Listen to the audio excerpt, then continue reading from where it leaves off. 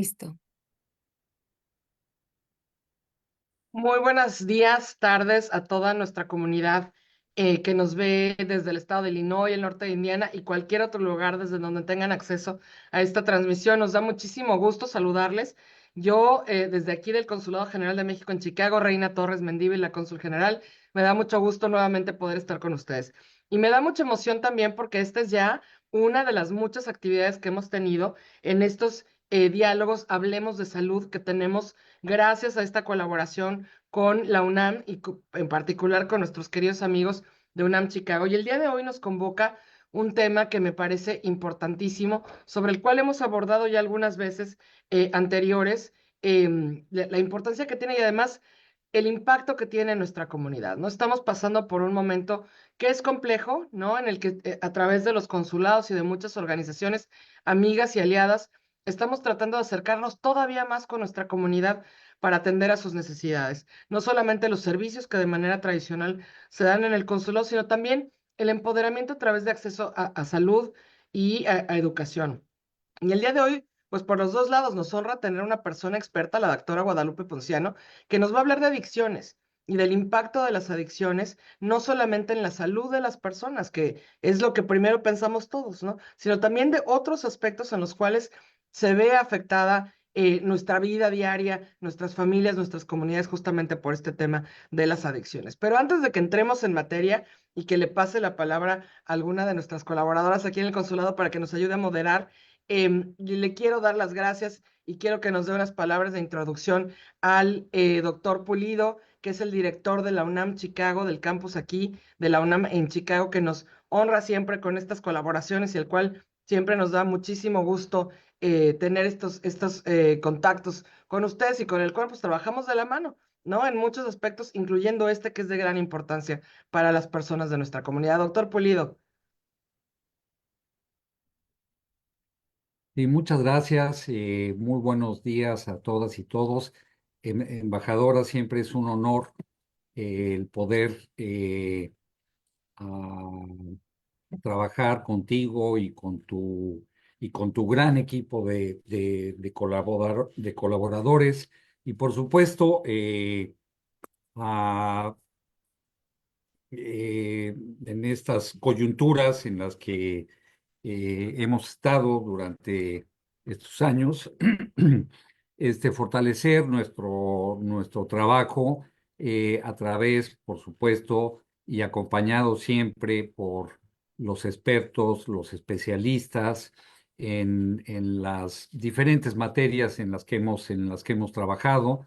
En esta ocasión, una vez más, con la Facultad de Medicina a través de la doctora Guadalupe Ponciano.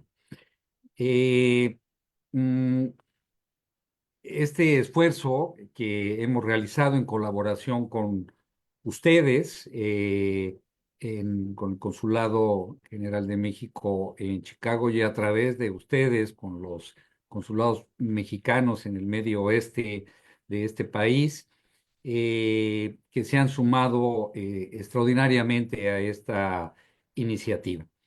Eh, por supuesto, expresarte mi más sincero agradecimiento, embajadora Torres, a- y en particular a la sección de asuntos comunitarios, a María José Vázquez, por su invaluable apoyo y, por supuesto, su gran compromiso.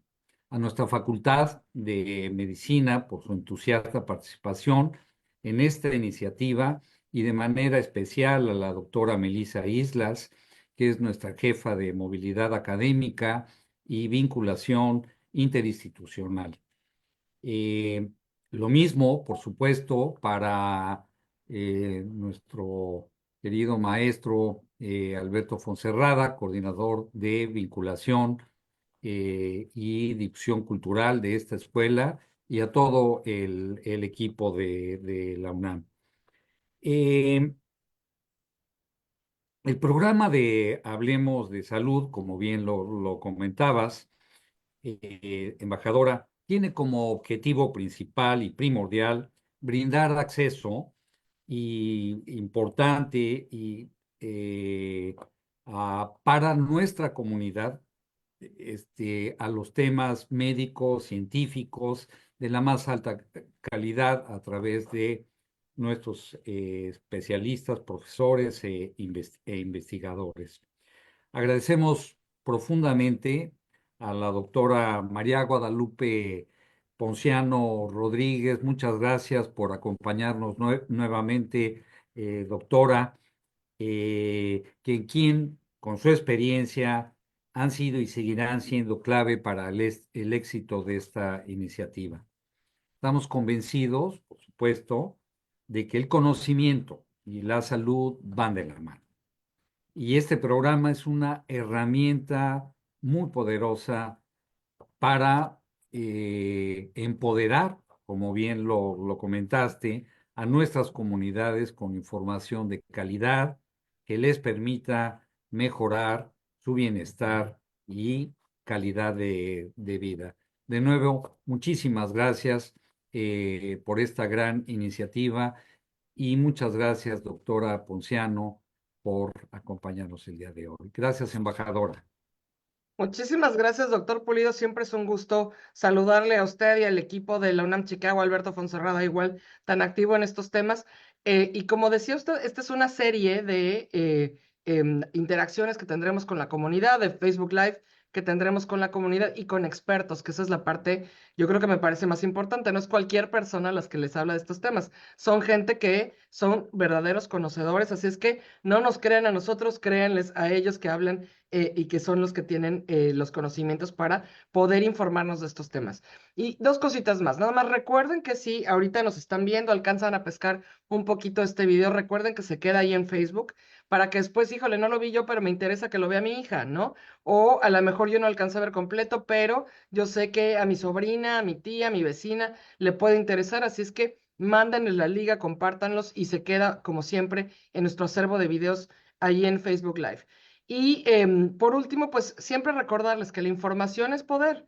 La información en un momento como en el que estamos viviendo el día de hoy nos hace más fuertes. Entonces, todas las fuentes que nos lleguen de personas que son expertas, todo el conocimiento que nos llegue de personas expertas, nos ayuda en todos los ámbitos. Y creo que este es un momento en el que además de tomar las precauciones que tenemos que tomar, de hacer las gestiones que tengamos que hacer para estar mejor preparados, más fortalecidos, pues también hay que estar informados de los temas de salud.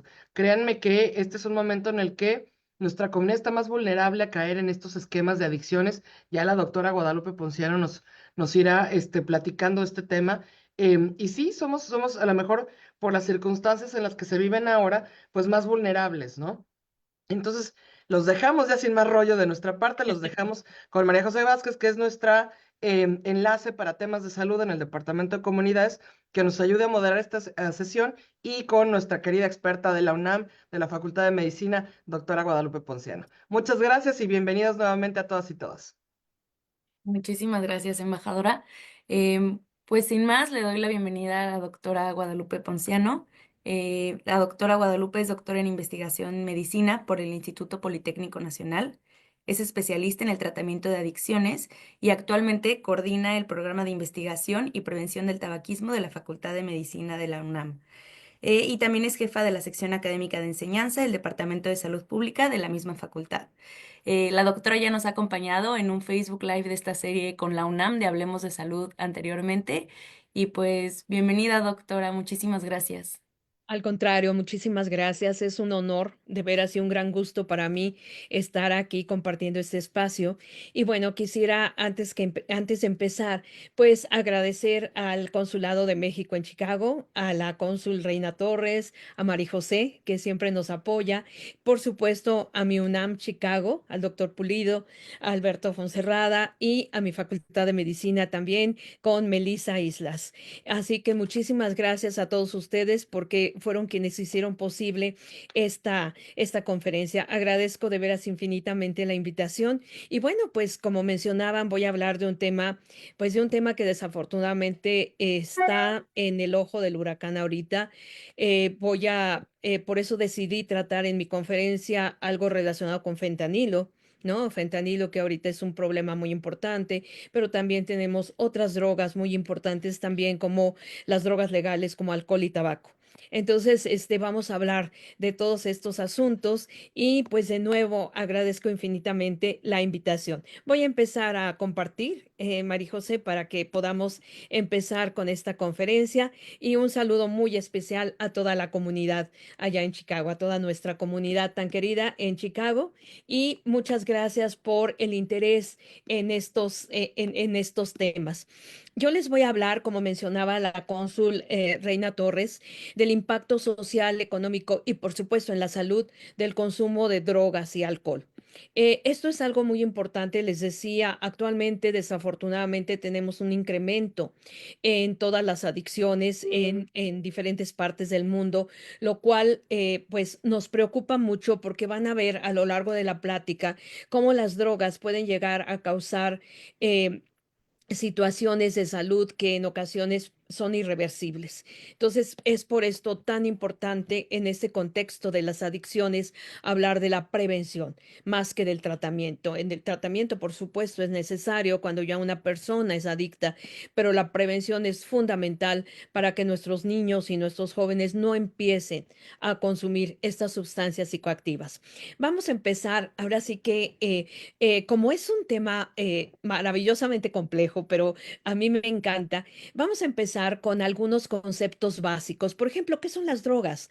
Hablamos mucho de las drogas y a veces hay alguna confusión porque la traducción de medicamento a veces se hace como droga. Yo les voy a hablar de las drogas o sustancias psicoactivas.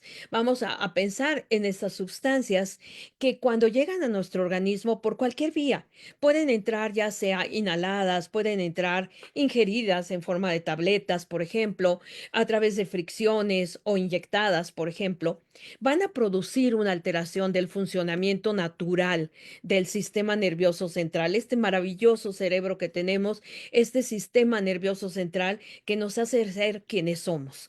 Pero por otro lado, además de que modifican el funcionamiento de nuestro cerebro, son susceptibles de crear dependencia, ya sea física, psicológica o ambas. Y esto es algo muy importante, es decir, nos pueden hacer adictos, nos pueden hacer dependientes al consumo de esa droga. Hay diferencias importantes en cuanto al tipo de sustancia. Hoy en mi plática decidí trabajar o decidí compartir con ustedes información sobre alcohol, sobre tabaco, sobre fentanilo y sobre cannabis, que son pues drogas importantísimas, que son las drogas que más se utilizan a nivel mundial. También, bueno, tenemos que hablar de la frecuencia de consumo. La frecuencia de consumo es también muy importante porque va a depender de esto también que la persona se haga adicta más rápida o más lentamente. Y también va a depender el periodo de uso. Entonces, vamos a ver eso a lo largo de la plática. ¿Cómo funcionan las drogas? ¿Por qué nos atrapan? ¿Por qué producen placer? Pues fíjense que todas las drogas de abuso, ya sea directa o indirectamente, como les decía, actúan sobre el cerebro, pero sobre una parte muy específica que se llama el sistema de recompensa. Este sistema maravilloso de recompensa está trabajando con una sustancia que produce el mismo cerebro que se llama dopamina. Esta sustancia es un neurotransmisor. Como su nombre lo dice, transmite información en el sistema nervioso central. Específicamente aquí vamos a enfocar la atención en este neurotransmisor llamado dopamina en el sistema de recompensa. Gracias a la dopamina, vamos a ser felices, nos hace sentir felices. La dopamina se encuentra no solamente en el sistema de recompensa, se encuentra en otros lugares del cerebro que van a regular, por ejemplo, cuestiones relacionadas con el movimiento, de manera muy importante con las emociones, cómo nos sentimos, cómo percibimos las cosas, con la motivación, que ustedes saben que es importantísima, ¿no? Sin motivación, pues no podríamos hacer las cosas, ¿no? En la mañana nos levantamos con esa motivación de empezar a vivir un nuevo día y eso nos los da este maravilloso neurotransmisor. Y también está muy involucrada con los sentimientos de placer y bienestar. Como les decía, es muy importante porque nos hace sentir felices, nos hace sentir bien. Aquí se ubica en estas dos puntitos que estoy señalando, que espero que vean, mi puntero. Estos dos puntitos son parte del sistema de recompensa.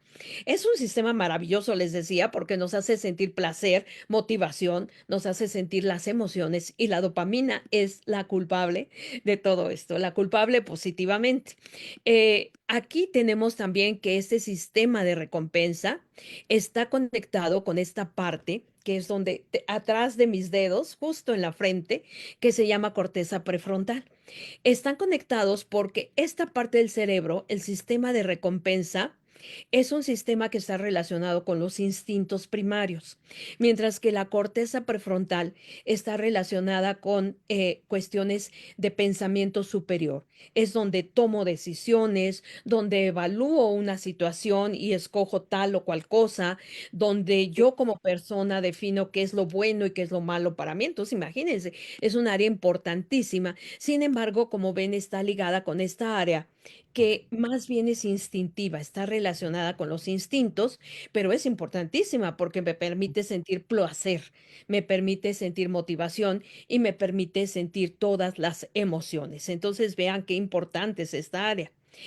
Pues, ¿qué creen? En esta área, que aquí está marcada en otro color, vamos a tener también otras áreas cerebrales en las que actúan las drogas. Actúan en esta área con la recompensa, lo que les decía, que nos hacen sentir bien, nos hacen sentir felices. Van a actuar también, interactuar con la memoria. ¿Cómo me acuerdo yo de cuando tomé alcohol? ¿Cómo me sentía? ¿Cómo me acuerdo yo de cuando fumé? ¿Cómo me sentía? Esta está muy involucrada la memoria. Está también esta parte que está relacionada con la motivación y el manejo. Y aquí es donde les decía, la corteza prefrontal es la que me permite decir, ¿vuelvo a consumir la droga o no? ¿Sí? Es la que puede controlar todo esto y decir si consumo o no consumo. Entonces vean qué maravilla, cómo está interconectado todo en nuestro sistema nervioso central. Y es que tenemos una serie de recompensas naturales que todos hemos vivido. Por ejemplo, comer. ¿Sí? Comer es algo muy importante, es algo que nos da placer, especialmente si estamos comiendo una comida que nos agrada mucho, que es nuestra favorita, nos da mucho placer.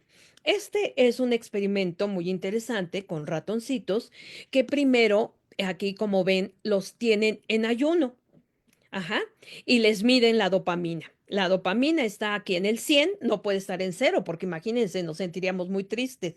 Entonces asumimos que la dopamina siempre en nuestro organismo tiene un nivel al 100. ¿Sí? Entonces, bueno, aquí los tienen en ayuno a estos ratoncitos y de pronto les dan de comer. Y entonces el ratoncito vean cómo sube en su cerebro la cantidad de dopamina. ¿Eso qué quiere decir? Que el ratoncito está feliz. Qué bueno que ya me dieron de comer. Yo estaba muy hambriento y esta comida además está muy rica y entonces me hace muy feliz. Entonces vean cómo sube su dopamina, ya después ya come, siente saciedad y ya otra vez empieza a bajar la dopamina, pero ya comió y fue muy feliz. Esa es una recompensa natural que todos hemos experimentado. Cuando tenemos hambre y comemos algo muy rico, decimos, ay, qué rico, qué placer, qué rica esta comida. Pero ¿qué creen? Las drogas también llegan a esta parte de nuestro cerebro. Vean, por ejemplo, aquí tenemos anfetaminas y aquí se acuerdan que les dije que la dopamina tenía que estar en el 100. Esta persona consume anfetaminas y vean hasta dónde se va la dopamina, hasta 1000.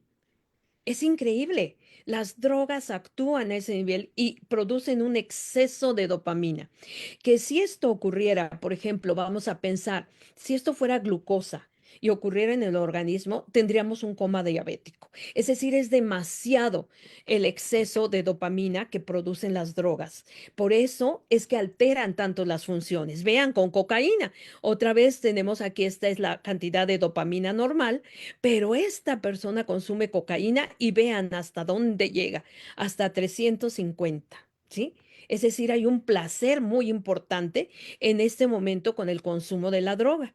Y aquí, e incluso drogas legales, vean, por ejemplo, aquí tenemos a la nicotina. Aquí está el nivel normal de dopamina. Esta persona fuma y ¡pum! Se va para arriba la dopamina, es decir, le causa mucho placer el fumar. Y ese placer precisamente es lo que nos lleva al uso compulsivo de la sustancia. Es decir, la gente, sobre todo imaginen los chicos, los adolescentes, los niños que prueban esto y sienten ese placer, dicen, quiero repetirlo, quiero volver a sentirlo. Y llega el momento en que puede haber un uso compulsivo, es decir, ya no es un uso que yo pueda controlar, es algo que me rebasa, es un uso compulsivo de la sustancia por todas estas afectaciones que hace a nivel del sistema nervioso central. ¿Qué le pasa al cerebro cuando se consumen drogas de manera crónica?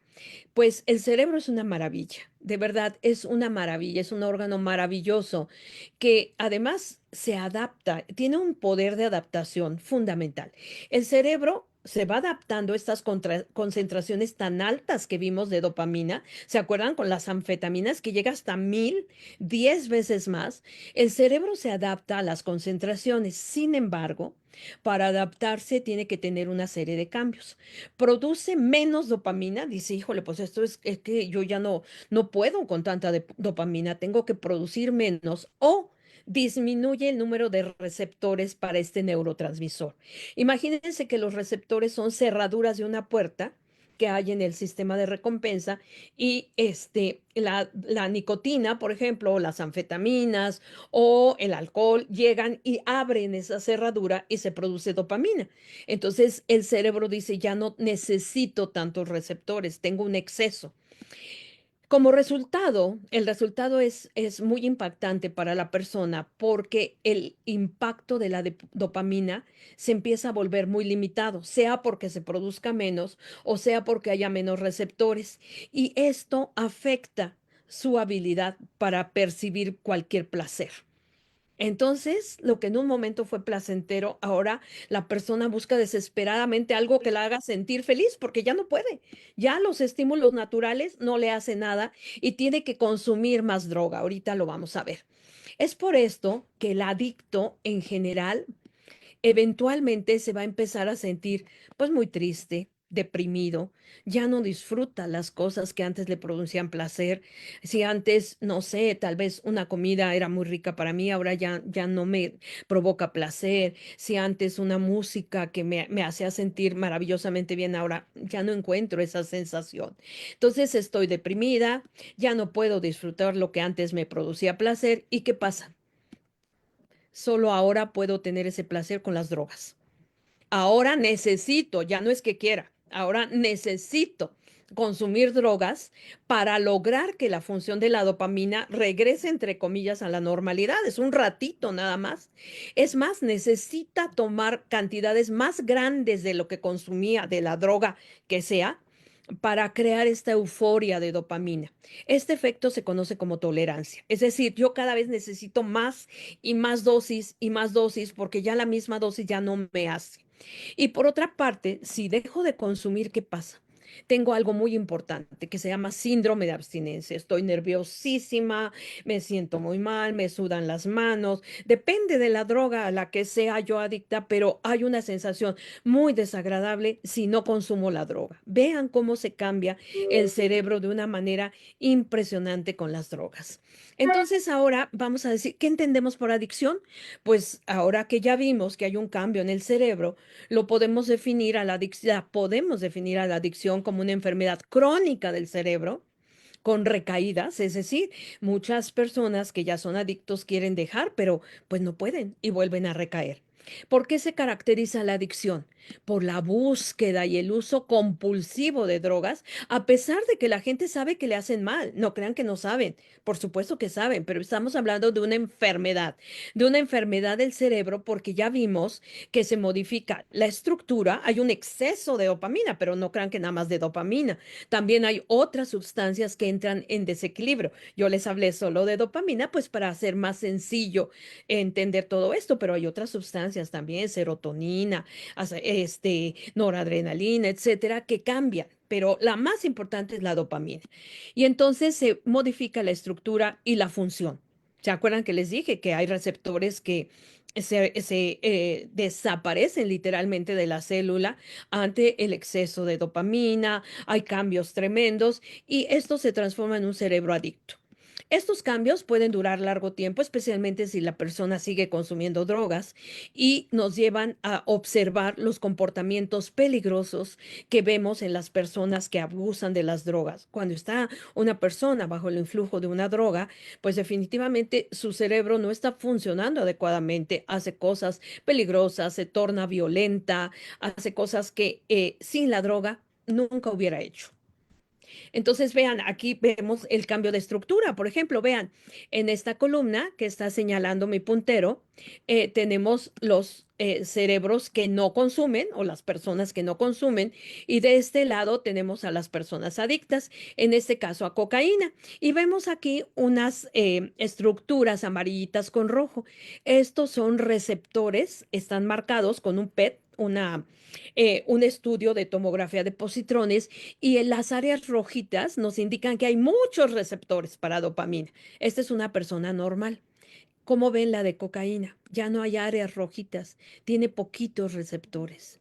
En el caso del alcohol, vean, también esta es una persona normal que tiene muchos receptores para dopamina, pero vean aquí, esta persona que es alcohólica, adicta al alcohol, pues ya no tiene, tiene mucho más poquitos, y lo mismo pasa en el caso de la heroína. Aquí una persona normal y aquí una persona adicta casi no tiene. Estoy observando un cambio en la estructura del cerebro. Y vean aquí, por ejemplo, estas son las zonas activas del cerebro en un adolescente que le ponen a hacer un examen, y vean, todas estas se prenden. Este es un adolescente que no consume alcohol, entonces está resolviendo una serie de operaciones aritméticas, entonces le prenden varias áreas del cerebro. Esto nos indica actividad, ¿no? Y entonces las neuronitas están trabajando para resolver el problema. En cambio, ante una misma prueba, un cerebro de un adolescente que es adicto al alcohol, vean cómo no funciona de la misma manera. Entonces las drogas afectan la estructura, el funcionamiento del cerebro de manera muy importante. Aquí tenemos ya pruebas muy fehacientes de que esto es lo que ocurre. Y entonces, ¿qué tenemos? Dos tipos de cerebro ya. Podemos calificarlos de esta manera o clasificarlos de esta manera: el cerebro no adicto y el cerebro adicto. En el cerebro no adicto, el control lo ejemplificamos aquí con esta esfera mayor, porque en el cerebro adicto el control es chiquito, ¿sí? Entonces tenemos diferencias, por ejemplo, también en la memoria. El cerebro no adicto, bueno, pues tiene una memoria normal, recuerda las cosas, pero el cerebro adicto tiende a magnificar las cosas positivas asociadas con la droga. No se acuerda de lo malo, se acuerda de lo bueno. Ay, no, es que me sentí feliz, me sentí eufórico. Oye, sí, pero hiciste cosas también que no debías. No, no, eso no importa. Lo que me importa es el placer. Y entonces, con estas diferencias, aquí el drive es el impulso para hacer las cosas. Aquí el cerebro no adicto puede fácilmente decir, no, ¿saben qué? No consumo. No, no quiero, o sea, no, no me interesa el consumo. Pero en cambio el cerebro adicto, vean cómo esto es mucho mayor, y qué es lo que dice. No, pues sí, sí consumo, una más, no pasa nada. Entonces, vean, hay diferencias muy importantes a nivel de estructuras cerebrales que se modifican con las drogas y que determinan que que el adicto esté literalmente atrapado por las drogas. Entonces, esto es algo muy importante. Otra cosa importante es preguntarnos si se puede curar el cerebro adicto. Ya vimos que es una enfermedad. Entonces, la pregunta que sigue es, ¿y cómo la curo? ¿Qué creen? Que desafortunadamente la adicción es una enfermedad controlable, pero no curable. Ya vimos que hay muchas alteraciones que se provocan a nivel del sistema nervioso central. Algunas son reversibles, pero otras no. De tal manera que por esto es importante que haya un tratamiento con fármacos, un tratamiento psicológico que permita a las personas pues contrarrestar el efecto tan poderoso que tiene la droga en el cerebro, y que sus conductas vuelvan a ser controlables, que ellos puedan volver a controlar su conducta. Sin embargo, la abstinencia es vital. El cerebro adicto no puede volver a probar la droga a la que se hizo adicto porque es muy probable que el cerebro recuerde, por así decirlo, el placer que sentía, esta euforia, esto, y entonces quiera volver a repetirlo.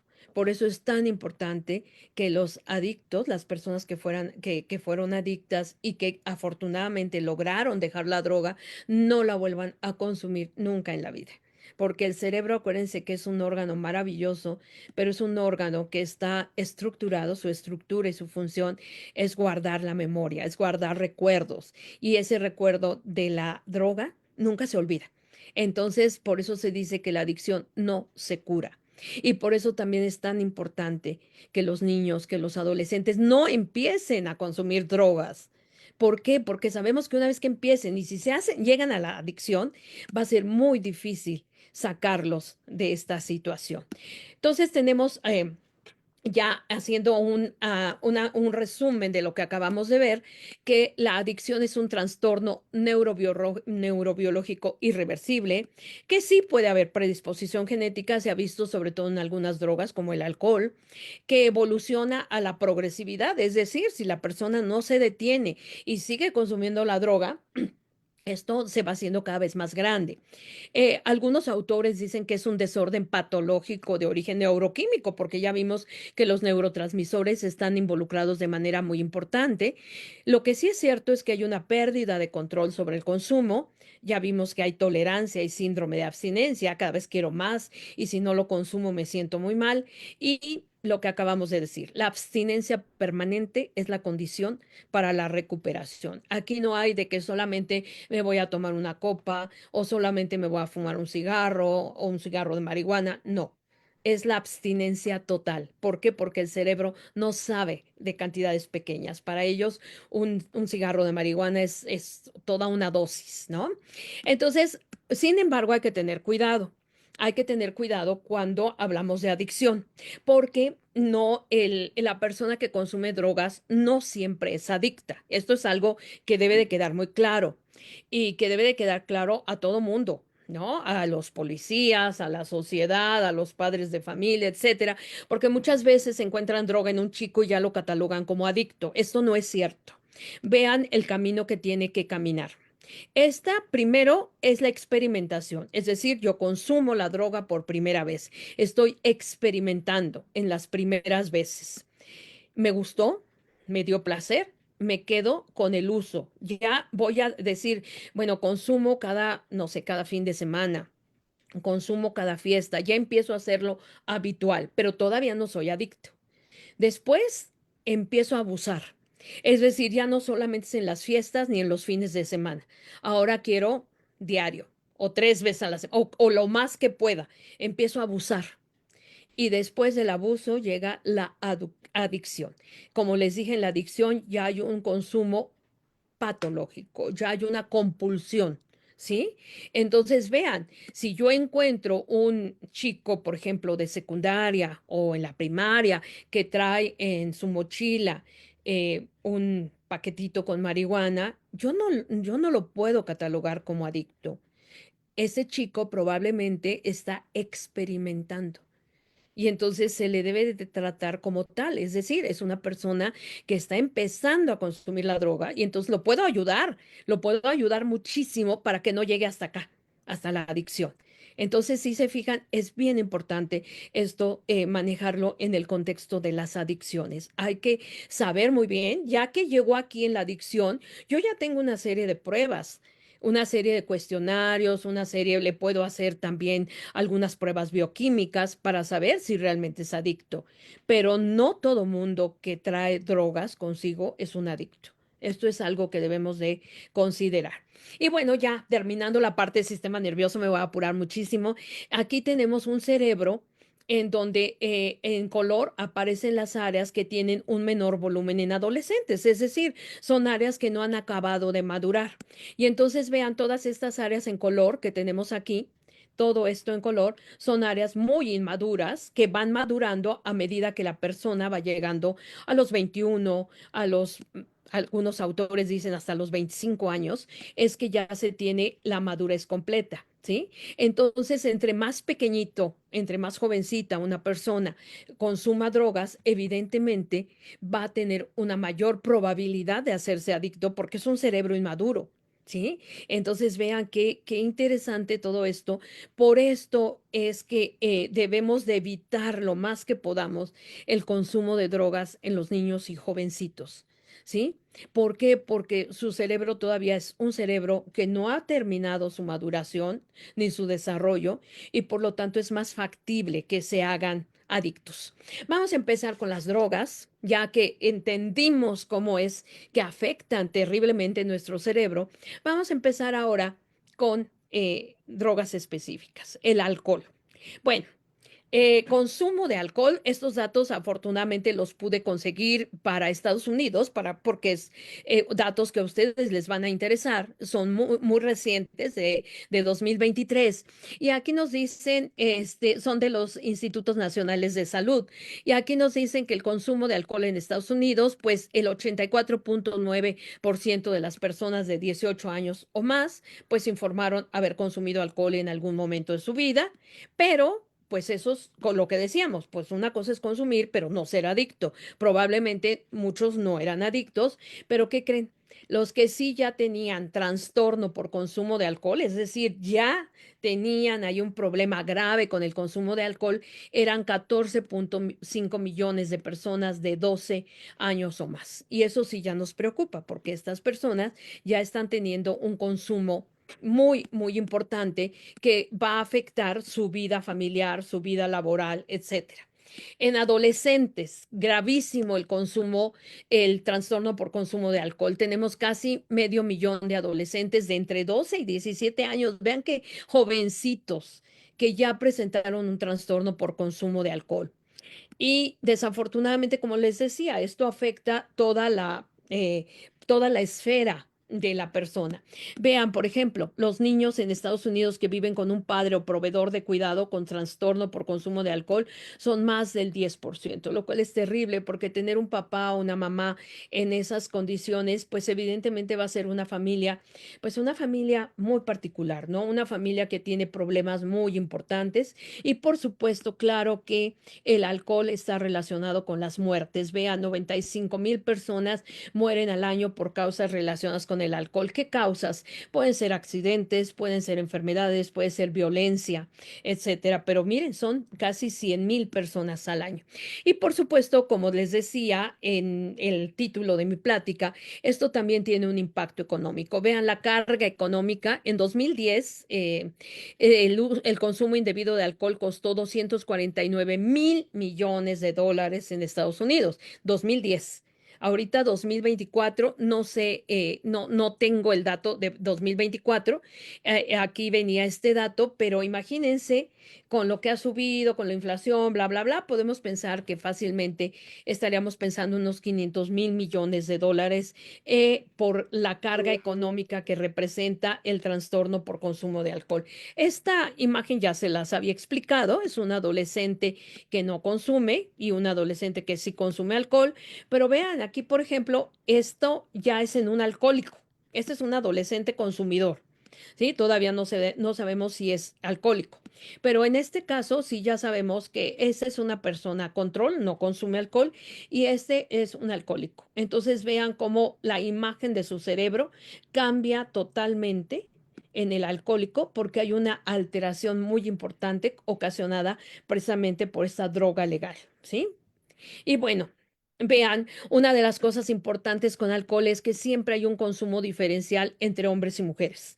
Las mujeres tenemos menor superficie corporal, más tejido graso, ciclos menstruales y la biotransformación del alcohol en el hígado varía de acuerdo a nuestras hormonas. Entonces es bien importante, sobre todo con las adolescentes, las niñas, por supuesto también con los hombres, pero con las niñas, decirles que hay estas diferencias importantes y que debemos de tener mucho más cuidado con el alcohol nosotras que los hombres porque nos vamos a tener los efectos, digamos, negativos del alcohol mucho más rápido por esta situación. ahorita, ¿qué creen? Estos datos son del cirujano general de Estados Unidos, son muy recientes, discúlpenme, no los pude traducir. Salió el libro, este libro, esta compilación, a finales de enero de este año, de 2025. Entonces, pero fíjense, nada más, antes decían que en las mujeres, lo máximo por ocasión eran 4 copas, en los hombres 5, ¿no? Este, cuando ya era consumo exagerado, consumo mucho más que lo normal, eran 8 o 15, imagínense, bueno, eso ya está fuera de cualquier cosa, pero ahora en este documento que les decía del cirujano general, ¿que creen? Que dicen que ya no hay niveles de alcohol que sean seguros, ¿sí? Entonces, esto es algo muy importante porque sobre todo desde el punto de vista de cáncer. Miren, este es el número de casos de cáncer atribuibles al consumo de alcohol en el 2020. Vean, aún con menos de 2 copas al día, se calcula que esto genera 185,000 casos de cáncer. De 2 a 4 copas, 209,000. De 4 a 6 copas, 153,000. O más de 6 copas, 192,000. Cambian la cantidad porque acuérdense que es mucho más la cantidad de personas que consumen menos que las que consumen más de 6 copas, por ejemplo, ¿no? Entonces, vean, aquí está también, estos son datos del cirujano general también, y vean que al consumir alcohol se incrementa el riesgo de cáncer de boca, de esófago, de mama, de hígado, de garganta, también de laringe y de colon y recto. Y vean también aquí en el caso de las mujeres el cáncer de mama, cómo aumenta dependiendo de la cantidad de copas al día. Y vean, por ejemplo, aquí es menos de un trago por semana. Imagínense, o sea, casi nada. Y ya aparecen casos de cáncer. Aquí es 1 copa al día y aquí es 2 copas al día. Entonces, imagínense, estos hallazgos son muy interesantes. Habrá que analizarlos, habrá que discutirlos, pero nos dicen, nos prenden un foco rojo. Bueno, alcohol y embarazo. Durante el embarazo, cualquier droga que entra en la corriente sanguínea de la mamá alcanza la placenta. La placenta es una barrera muy importante, pero las drogas, por sus características de peso molecular, son muy chiquitas, son moléculas muy pequeñas y atraviesan y llegan al bebé. Esto nos puede causar parto prematuro, recién nacidos de bajo peso, pero también puede haber placenta previa, malformaciones y aumento de la mortalidad. En el caso del alcohol hay un síndrome muy interesante y muy terrible que se llama síndrome alcohólico fetal. En ese síndrome los niños tienen retraso mental, problemas de comportamiento, malformaciones que pueden ser de diferentes órganos, corazón, pulmones, etcétera, pero lo más importante es que tienen un profundo retraso mental. Así que cuidado con el alcohol en el embarazo, por favor. Hay nada, o sea, no puede haber nada. Vean, el alcohol atraviesa la placenta fácilmente y llega al bebito en formación. Y aquí vean, esta es la característica, son niños con rasgos fisonómicos muy característicos. Aquí están un niño con síndrome de alcohol fetal, pero vean lo terrible. Este es un cerebro de un niño de 6 semanas, este es un niño normal y este es un niño, es el cerebro de un niño con alcohol fetal. O sea, hay un daño terrible al alcohol del bebé. Entonces, es por esto que debemos informar, ¿no? La cónsul reina decía, la información es poder, y sí es cierto, informemos. Desafortunadamente hay muchos casos de adolescentes que se embarazan y que quieren seguir llevando pues su vida de adolescentes y en ocasiones eso implica también el consumo de alcohol. En ellas es importantísimo informarles de esta situación. Y bueno, vamos terminando alcohol con que pues vean, esto ocurre con mucha frecuencia en personas que abusan del alcohol, que conducen. Entre 2011 y 2015, las principales causas de muerte atribuidas al alcohol por afecciones crónicas fueron por enfermedades primero, pero también, ¿qué creen? Por conducir bajo los efectos del alcohol, que representa casi el 30% del total de muertes por accidentes de tráfico. Y ustedes lo ven, leemos o vemos en los medios que dicen, bueno, un accidente terrible, el conductor iba alcoholizado. ¿Sí? Entonces, el alcohol tiene muchas consecuencias. Vámonos a seguir con el consumo de tabaco. Este consumo de tabaco, otra droga legal. Em, para empezar, una información muy importante, el humo de tabaco es un carcinógeno del grupo 1. ¿Cuál es el grupo 1? Las sustancias que provocan cáncer se clasifican en diferentes grupos dependiendo de la evidencia científica que haya que causan cáncer en el humano.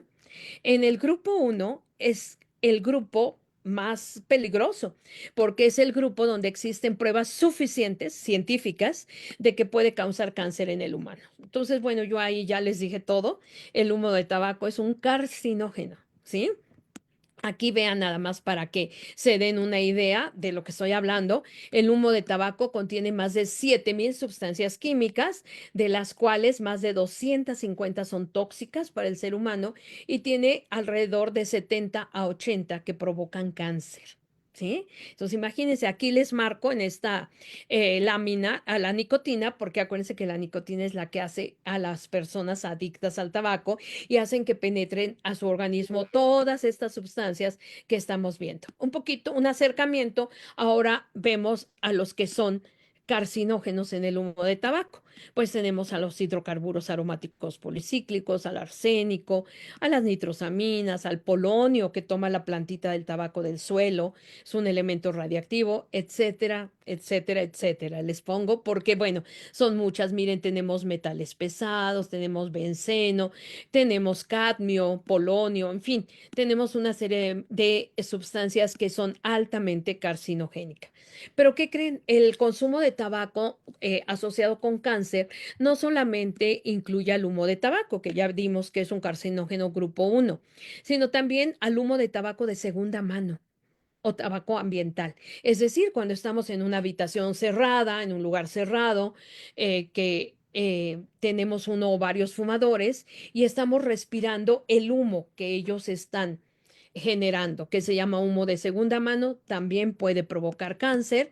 Ahora también los productos de tabaco sin humo, perdona que me equivoqué, sin humo, por ejemplo, el tabaco para mascar, los snus, las bolsas de nicotina, ellos también pueden producir cáncer, al igual que los cigarrillos electrónicos y vapeadores. Ahora tenemos esta disyuntiva, ¿verdad? Hay muchos vapeadores, vapeadores de tanque, etcétera, y ya los pobres cigarros, bueno, no pobres, nunca han sido pobres, ya los cigarros tradicionales, pues ya se ven obsoletos, ¿no? Ya como que se ven obsoletos, los jóvenes ya prefieren las cosas más modernas, pero ¿qué están prefiriendo? Vean. Este es el aerosol, el contenido que puede haber en el aerosol de un vapeador o de un cigarrillo electrónico. Igual nicotina, por supuesto, partículas, compuestos que pueden provocar cáncer. Aquí están los carcinógenos, metales pesados y una gran cantidad de saborizantes artificiales que están ligados a un severo daño pulmonar. Entonces, estos aerosoles igual contaminan el interior. ¿Y por qué les hablo del tabaquismo? Caray, porque el tabaquismo es una pandemia. Miren, ahorita tenemos más o menos 1.300 millones de consumidores de tabaco. La mayoría siguen siendo hombres, alrededor de 1.000 millones, y hay países como China que tienen un problema muy grave, pero nos preocupa también muchísimo las mujeres. Vean, ya tenemos casi 300 millones de fumadoras y van en aumento. Algo pasa con las mujeres que están empezando a fumar. Y vean estos datos de la Organización Mundial de la Salud. 1.300 millones de consumidores de tabaco, 80 habitantes de países de ingresos medios y bajos. Esto nos da, fíjense, 8 millones de muertes cada año en el mundo. De estos 8 millones, mueren 1,2 millones que nunca fumaron, pero que sí compartieron su espacio con un fumador, o sea, son fumadores involuntarios.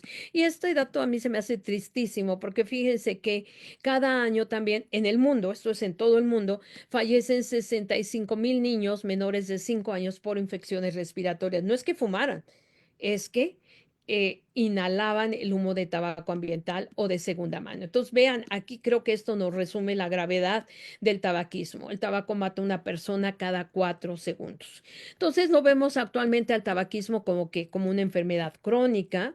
asociada a la nicotina, que la nicotina es una de las drogas con mayor poder adictivo que se conocen y por lo tanto lo podemos ver como una enfermedad progresiva y mortal, pero que podemos prevenir porque acuérdense, fumar no es necesario para la vida, no necesitamos fumar para vivir, es algo que se puede prevenir perfectamente porque no le hace falta a nadie. ¿Sí? Vean, el tabaco, pues claro que produce cáncer, al menos 16 tipos de cáncer. Aquí ven en el esquema todos los órganos que pueden estar afectados por cáncer en el caso del tabaco. Y es que, acuérdense, el tabaco entra a través del aparato respiratorio, pero con la circulación sanguínea se va a todo el cuerpo y entonces por eso afecta a tantos órganos. Nada más voy a mencionar de forma importante el cáncer de pulmón. Aquí tenemos, miren, una radiografía. Aquí estoy señalando, aquí se ve una masa. Es el cáncer de pulmón. Es la principal causa de muerte por cáncer en todo el mundo. Y pues 9 de cada 10 casos están asociados al cáncer de pulmón. Y claro, entre más se fume y durante más tiempo, hay más probabilidades de tener un cáncer de pulmón. Miren, esta diapositiva, pues nada más para que tengan una idea de todo el daño que puede hacer el tabaco, enfermedades cardiovasculares, respiratorias, cáncer, por supuesto, daños reproductivos. También aquí el embarazo es muy importante, nada de tabaco, porque puede haber malformaciones congénitas en el bebé. No tan graves como en el caso del alcohol, pero sí puede afectarse de manera importante el bebé. Y bueno, otros efectos en salud, por ejemplo, y bueno, lo que les decía, la exposición pasiva al humo de tabaco es terrible.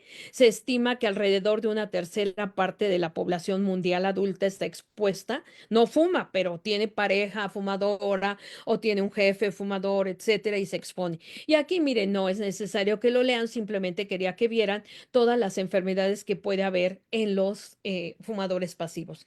Y bueno, pues además de estas enfermedades, por ejemplo, el tabaco está asociado con otras enfermedades que ni nos imaginamos. Por ejemplo, la artritis reumatoide. Sabemos que hay evidencia científica, no que provoque artritis, pero que los formadores con artritis y que fuman, pues tienen formas más agresivas, tienen formas que es más difícil de tratar desde el punto de vista médico. Vean, esta me gustó mucho, dice, por tus huesos no fumes, ¿no? El tabaco también está muy asociado con cuestiones de fracturas, si lo queremos ver así, pero también, como vimos, con cuestiones de artritis. Y bueno, terminamos tabaco diciendo, estos datos son de México, pero bueno, transpólenlos un poquito a Estados Unidos. Anualmente en México tenemos 63,000 muertes asociadas con tabaco y vean lo que nos gastamos, más de 116,150 millones en costos directos, es decir, los fumadores tienen una serie de enfermedades que hay que tratar y entonces eso genera un gasto de 116,150 millones. Pero también, como estas enfermedades, algunas son muy fuertes, impiden que vayan a trabajar. Y entonces hay 51,300 millones de productividad laboral perdida. Pero como también los tiene que cuidar la familia, por ejemplo, una persona con enfisema, pues es difícil que se pague una enfermera, ¿no? La familia los cuida y entonces hay también 19,980 millones por cuidados familiares. Es decir, la persona de la familia que le tocó cuidarlo, pues bueno, no va a trabajar o no hace sus labores y entonces hay problemas. Vamos a terminar con la crisis de el fentanilo. Me pareció muy importante hablarlo porque ahorita estamos viviendo una situación muy fuerte con el fentanilo. Primero, ¿qué es el fentanilo? Es un opioide sintético, es decir, se hace en los laboratorios. En Estados Unidos lo aprobó la FDA, en México la Secretaría de Salud como analgésico y anestésico. Es un buen anestésico, es un buen analgésico, pero el problema son las dosis. Aproximadamente 100 veces más potente que la morfina y 50 veces más potente que la heroína, imagínense, muy fuerte. Se consume de todas formas que se les ocurra, esnifado, inhalado, fumado, en papelitos, ¿no? En papelitos que se disuelven en la boca, en parches. Y el problema es que se puede vender solo o en combinación con otras sustancias como la heroína o con otras sustancias para hacerlas más agradables, entre comillas, para hacer que tengan un mayor impacto, para que se enganche más rápido la gente. Y algunas tabletas las venden imitando fármacos como la oxicodona. Ujú. Otro analgésico. ¿Cómo actúa el fentanilo? El fentanilo actúa aquí. Miren, como todas las drogas, actúa a nivel de cerebro. Y me gustó mucho porque esta imagen porque nos habla de tranquilidad y de dolor, ¿sí? La heroína, la morfina son otros opioides. En este caso, el fentanilo es opiáceo porque es sintético.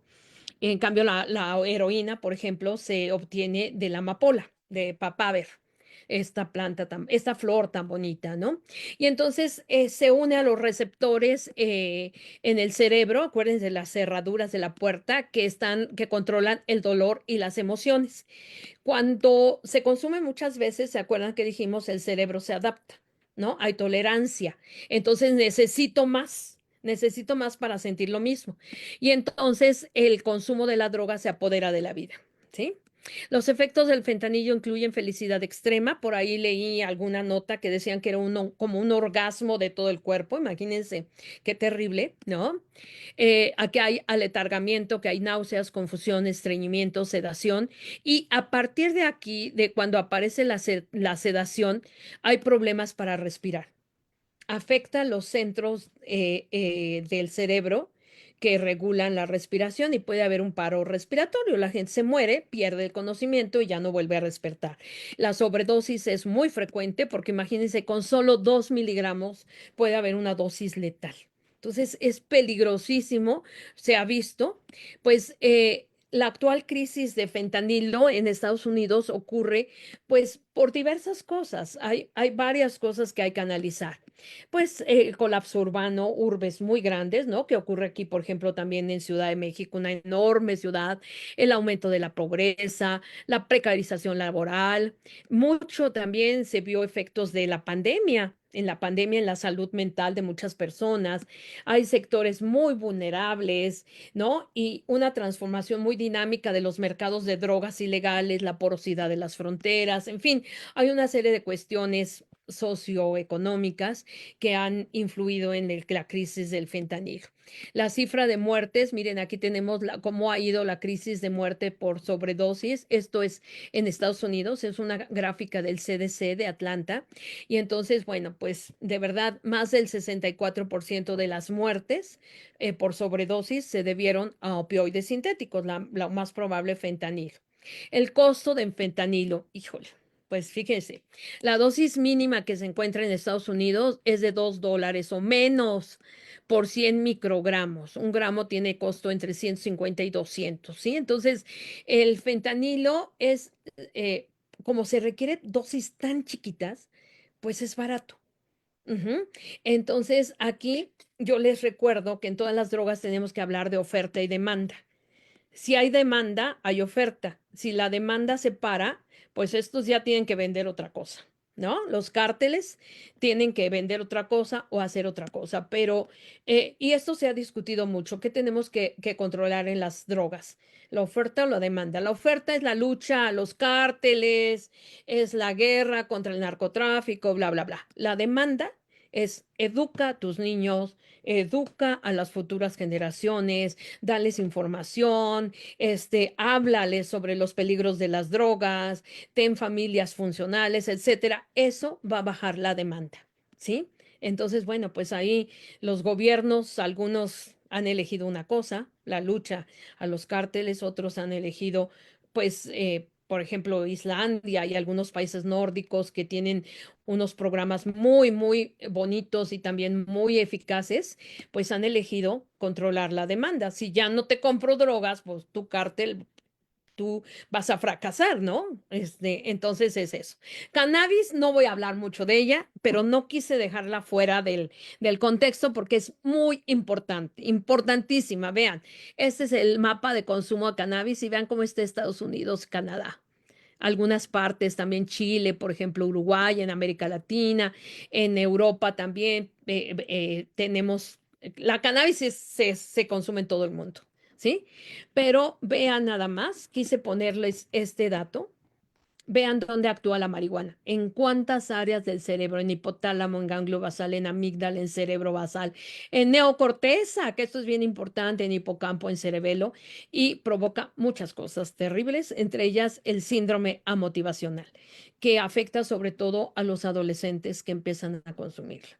Entonces, pues la cannabis tiene, sí, yo acepto que tiene una parte que puede ser medicinal, pero cuando se consume como droga, puede ser una droga terrible. Entonces, bueno, no quería dejarla fuera. Y bueno, ya estoy terminando la conferencia.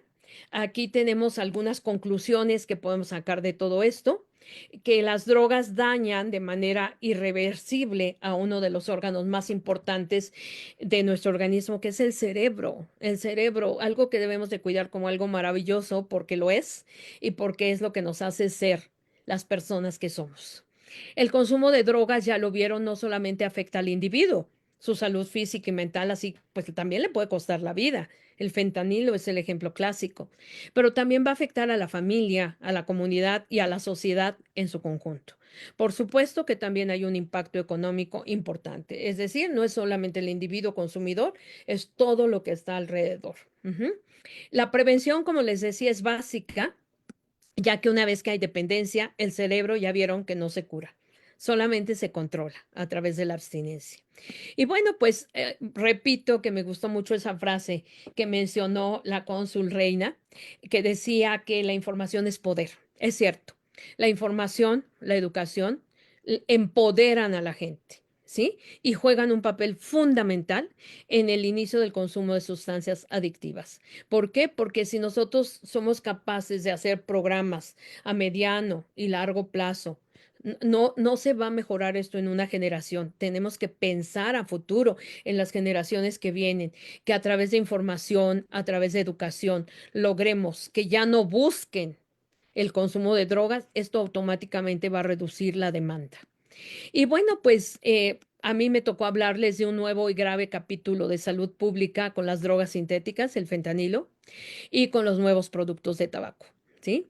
Estamos teniendo este bombardeo de los productores de drogas que cada vez se modernizan más, que cada vez estas drogas de diseño son terribles, porque las drogas antes venían de plantas, ¿no? La cocaína, de la coca, este en la marihuana, pues de la cannabis, etcétera, ¿no? El tabaco de Nicotiana tabacum, de la planta, pero ahora tenemos estas drogas sintéticas que son terribles porque se producen en laboratorios clandestinos con una bajísima calidad, con una cantidad de sustancias muy dañinas, muy baratas, ¿no? Ellos quieren ganar y sabemos que afectan al individuo muchas veces de forma irreversible. Y bueno, algo parecido, bueno, los productos de tabaco, también ahorita estamos con muchos problemas, con las bolsas de nicotina, con los vapeadores, etcétera, en donde ya la industria tabacalera ya avisó que ya no va a producir, o al menos una gran compañía ya avisó que no va a producir cigarros,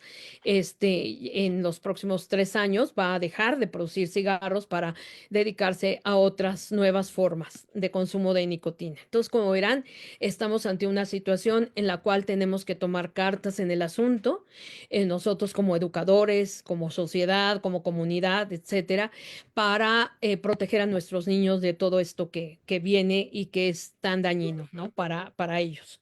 Y bueno, pues yo con esto termino mi plática, con esta imagen tan bonita, tan linda que me gusta de la Biblioteca Central del campus de Ciudad Universitaria en la Ciudad de México, que espero que muchos de ustedes visiten. Y yo les doy las gracias pues, al consulado, le doy las gracias a UNAM Chicago por haberme permitido dar esta conferencia. Les agradezco a todos los que estuvieron presentes su atención y a quienes la van a ver.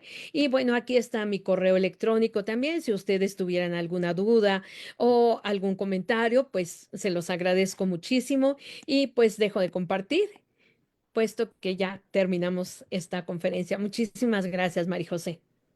Doctora, muchísimas gracias por esta conferencia. Siempre es un placer escucharla y la información que trae siempre es pues de la mejor calidad. Entonces, muchísimas gracias por esto. Tenemos muchos comentarios agradeciéndole por la información, personas muy interesadas diciendo que pues es información fundamental. Ah, qué bueno. Entonces, solamente me gustaría pedirle, por favor, si podría compartirnos de qué manera podemos contactar o tener más información sobre el programa en el que usted coordina de investigación y prevención del tabaquismo, si hay alguna Claro que sí. información. Claro que sí, Mari José. Bueno, es un programa muy bonito, es un programa que estamos haciendo ya en línea, ¿no? Y entonces hemos tenido pacientes de diferentes partes del país. Me encantaría tener pacientes de Estados Unidos, por ejemplo, que simplemente pues se tienen que conectar en Zoom. La forma de contactarnos es a través de mi correo. Lo dije ahorita, es ponciano, con C, ponciano@unam.mx. Y pues ahí los podemos atender. Ojalá haya mucha gente que quiera dejar de fumar. El tabaco, no lo mencioné, pero el tabaco y el alcohol se consideran drogas puerta de entrada. Es decir, los adolescentes y niños que consumen alcohol y tabaco tienen mucho más probabilidad de empezar a fumar, por ejemplo, marihuana y a consumir otras drogas ilegales. Entonces es bien importante tratar de prevenir. O sea, yo creo que la prevención ya lo vieron por qué, porque el cerebro se daña de manera muy importante, tenemos que prevenir y tenemos que proteger a nuestros niños y adolescentes de todas estas nuevas drogas sintéticas que afectan de manera tremenda el sistema nervioso central, ¿no? Y que pueden llegar a costar hasta la vida a las personas. Ahora el fentanilo, por ejemplo, se está utilizando mucho en combinación con otras drogas para que el efecto de euforia, para el efecto de felicidad sea mayor y la gente se enganche más rápido. Hay que tener mucho cuidado de verdad con todo esto. Claro, pues sí, como usted dice, es un momento muy grave como en salud pública, sobre todo acá en Estados Unidos y para nuestra comunidad mexicana acá en Estados Unidos. Entonces, también por eso es tan importante informarnos, tan importante prevenir. Y pues este Facebook Live va a quedar grabado en nuestras redes sociales. Y como saben, esta conferencia forma parte de una serie bimestral de conferencias de salud que trabajamos junto con la Facultad de Medicina de la UNAM y la UNAM Chicago. Todas las conferencias se quedan guardadas y pues les invitamos a mantenerse pendientes de nuestras redes sociales para conocer cuándo son las siguientes conferencias de Hablemos de Salud. Muchísimas gracias otra vez, doctora. Al contrario, muchísimas gracias a ustedes y un abrazo muy fuerte para todos. Muy amable. Muchísimas gracias y gracias a todos los que nos escuchan. Hasta luego.